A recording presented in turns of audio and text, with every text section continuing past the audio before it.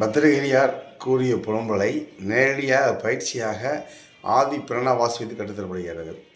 ஆங்காரம் உள் அடக்கி ஐம்புலனை சுட்டு அறுத்து தூங்காமல் தூங்கி சுகம் பெறுவது எக்காலங்கிறார். அப்போ இந்த ஐம்புலனை அடக்கி சுடணுங்கிறார், சுட்டு அறுக்கணுங்கிறார். தூங்காமல் தூங்கி சுகம் பெறுவது எக்காலங்கிறார். அதாவது நம்மளை ஐம்புலனை அடக்க செய்து சதாகாலம் எப்பொழுதும் ஆதி நாதத்திலேயே நம் சிந்தனை இருக்க வேண்டும்.